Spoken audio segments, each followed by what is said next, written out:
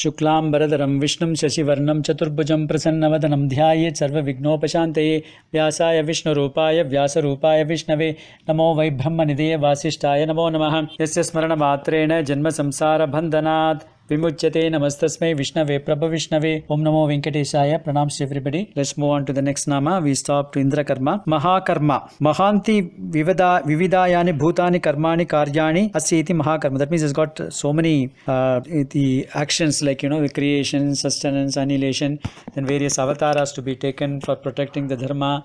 Rama, Krishna, so many things, and therefore he has got a lot of action, great actions to be. Is the person who is doing that. Therefore, he is called as Mahakarma. Kritakarma, Purna Karma. That means one who is complete all. He takes an action, he completes it fully, and therefore he is called as Kritakarma. He performs the action completely, and therefore he is called as Kritakarma. For example, when he incarnated as Ramachandra Murthy, his action, the main purpose of his avatara was, one of the main purpose of his avatara was annihilation of Ravana. So he made sure that, when he takes up the task, right from this Ayodhya, he worked all the way right up to Sri Lanka on different occasions and finally confronted Ravana directly and then killed him.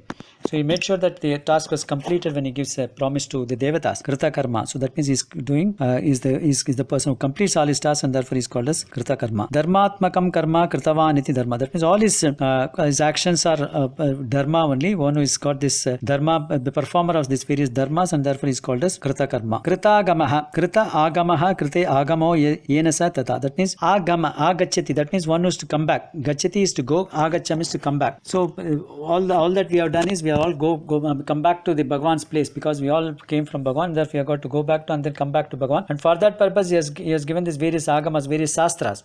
Bhagwan has given these various sastras, Krita Agama. That means he created the various sastras starting from the Vedas, the Smritis, through many of his rishis and then munis.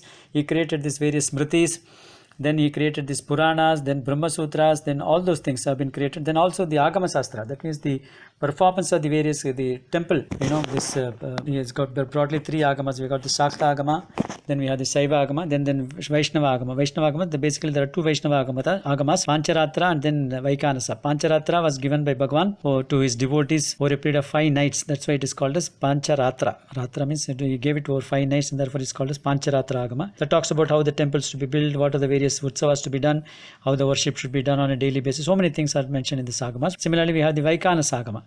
Through a rishi called Vikanasa, he was born from Brahma. He created this Vaikanasa Agama for worship of the Vaishnava temples, and therefore he is called as KRTHAGAMAHA. We'll move on to the next sloka.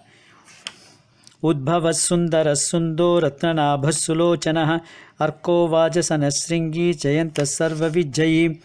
UDBHAVAHA SUNDAHA RATNANABAHA SULOCHANAHA ARKAHA VAJASANIhi Shringi Jayantaha Sarvavijjayi. Udbhavaha Utkrishtam Bhavam Janma Svechaya Bhajati iti Udbhavaha. That means one who is able to take great avatars out of his own volition. So that means our birth is determined by our karmas and vasanas, whereas Bhagavan's birth is determined by his sankalpa, where he wants to be born and for fulfillment of his, the purpose of, this avatara, and therefore he is called as Udbhavaha. Other meaning is Bhavat Samsara Utpatyat Bhava means the samsara saga. That means Bhava means tomorrow. So that one is beyond the tomorrow. That means one is beyond the samsara chakra, and therefore he is called as Udbhavaha. Sundaraha Tadrishti Manoharaha Sundara. That means one who is of the form of beautiful. Bhagavan Vishnu is absolutely beautiful to look at. Not only is his form in Vaikunta and then Chirsagar or various avataras. Even if you look at all these various, the Archavataras. Go to the temple like Srirangam, Tirumalai, or go to this Kanchipuram. So different places you go to, you will find the Lord beautiful, absolutely beautiful to look at. You can keep, having the darshan of the Lord for hours together without feeling, tired or anything about it. So such is the beauty of Bhagwan's in his various avatars and the various Archavataras also, and therefore he is called Sundaraha Saundaryavan. That means it's so beautiful to look at. Shobhanam Daraha Shanko Yasya iti. That means other meaning is one who has got a beautiful shankam in his hand, and therefore he is called as Sundaraha. Sundaha Sushtu Unnati iti Sundaraha. That means one who has got, the Daya. Daya means the Karuna, compassion in his heart always for his devotees, and therefore he is called as Sundaha. Other meaning is Sum Sukam Dadati iti Sundaraha. That means one is able to give happiness to all his devotees and therefore he is called as Sundaraha. Sundaha. Ratnanabaha. Ratna Shabdena Shobha Laksheta Ratnavate Sundara Nabihi Asiti Ratnanabaha. That means Ratna refers to very valuable and as well as very beautiful ones, because Ratna also always, they will all be shining. So Bhagavan's Nabi, that means the navel, is also valuable, like this Ratna. Because from the navel only Bhagavan created this lotus flower, and then from the lotus flower created Brahma, and all the secondary creation started from there. So such is a very valuable thing, Bhagavan's Nabi. And therefore that's why it says Padmanabha. If you look at this Trivandrum temple, you will find from the navel of the Bhagavan, the lotus flower emerges. From the lotus flower emerges Brahmaji. So that means it's a very valuable, he has got a very valuable and beautiful shining Nabi. That means the navel, and therefore is called as Ratnanabaha. Other meaning is Ratnam Pum Ratnam Chaturmukho Nabo Yasit. That means one who has got the greatest Purusha Ratna. That means the greatest among the Purushas is Brahmaji, and therefore who had this Brahmaji coming out of his Nabi, and therefore he is called as Ratnanabaha. Sulochanaha. Shobhanam Lochanam Nayanam Jnanam Va Asiti Sulochana. That means one has got a beautiful eyes. Lochana means eyes. One has got a beautiful eyes, and therefore is called as Sulochanaha. Other Lochana also means Jnanam.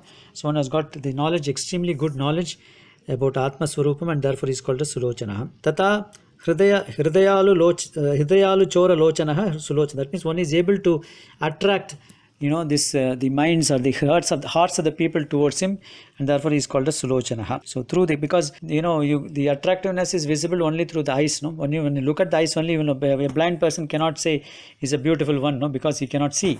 So only through the eyes only you can see. So Bhagavan has given us this eyes, through which we are able to get attracted to him, and therefore he is called as Sulochanaha. Arkaha. Brahmadibihi Pujyatamaihi Archinatvat Arkaha.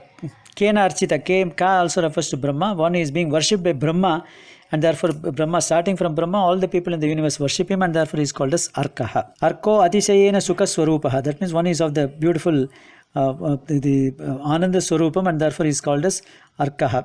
Archate Pujyate Itiva Arka. That means one is being worshipped and then adored by all the good people, and therefore is called as Arkaha. Vajasanaham. Vajam Annam Artinam Sanoti Dadati iti Vajasana. One who is able to give the Annam means the food. People who ask for food, Bhagavan is able to provide them the food, and therefore is called as Vajasani. Vajam Annam Sanati Sambhajate iti Vajasanaha. That means one is able to collect the various food and then give it to the people who need them, and therefore is called as Vajasanaha. Shringi means Pralaya Ambasi Sringavan Matsya Vishesha Rupaha Shringi. That means Shringa means the horn.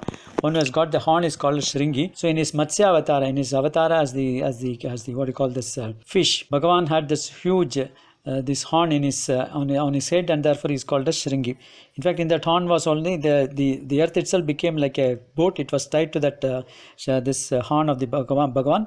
Then Bhagavan took all the Saptarishis in that boat, and then placed them in the appropriate places before that Pralaya took place, and therefore he is called as Shringi. Other meaning is Shringani Govardhana Shringanyam Asiti Santiti Shringi. That means one who had this Govardhana had multiple Shringa, that means multiple peaks, and Bhagavan was residing under this Govardhanagiri, and therefore he is called as Shringi. Other meaning is one who has got the peacock feather on his head as a kind of an adoration on the head, like a horn, and therefore he is called as Shringi. Jayantaha. Jayati iti Jayantaha. That means one is always being victorious, and also victorious not only with the external enemies, but internal enemies like Kama, Krodha, Lobha, Moha, Mada, Matsurim, and all those things. One is able to gain victory over all those things, and through the Jnana was able to gain victory over all these the Nastikavadas and other things, and therefore he is called as Jayantaha. Sarvavid Jayi. Sarvacha Asa Vicha Sarvavit. That means one who knows everything is called Sarvavit.